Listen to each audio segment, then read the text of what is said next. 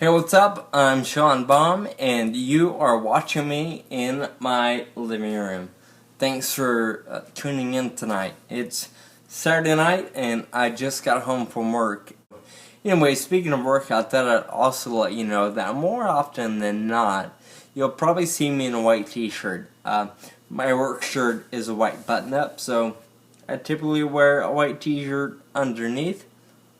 So I hope you don't get tired of white. Anyway, I'm super excited. I've only started yesterday, so we're one solid day into this habit that I promised to keep. And, the question I want to leave with you today is inspired by a topic or a conversation that came up in my break room at work today.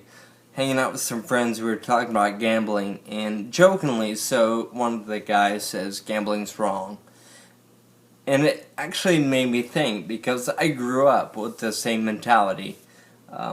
Very conservative, very traditional Christian household that believed that gambling was wrong.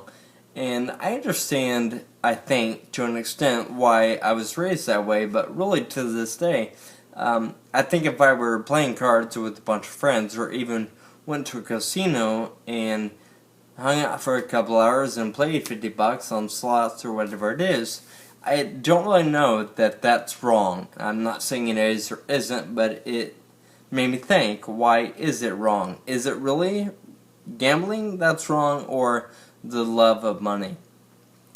But ultimately, that's not really the question. The question is more of a challenge. At what point in life do you begin to really examine what you believe and start to ask why you believe it? And if it's a belief that really you hold, or just a belief that perhaps has been passed down. So, just for the sake of something maybe serious, I wanted to ask that question of you. At a very young age, our parents probably want us to have blind faith in us. They may not try to explain why touching the stove is bad. They're just going to tell you it's bad not to do it. Or perhaps why licking your fingers and playing with the electrical sockets is not a good idea. They may not tell you why. Maybe because we don't comprehend it at 1 or 2 or 3 years old. But at some point, we begin to ask those questions. Why? Or why not? So I wonder, how far do we take those questions? Do we ever really examine what you believe and why you believe it? If you do, great. If you don't, let me challenge you just to explore. I'm not at all saying rebel. I'm not at all saying throw your stuff to the wind. I'm simply challenging you to ask, to explore what you believe and perhaps why you believe it. That's all for this one. Super simple. Sorry if it's super serious.